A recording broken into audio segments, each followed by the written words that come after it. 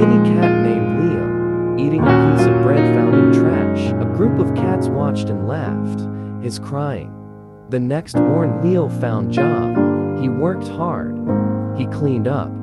Later he became rich and brought a new car. The other cats surprised, and Leo laughed at them.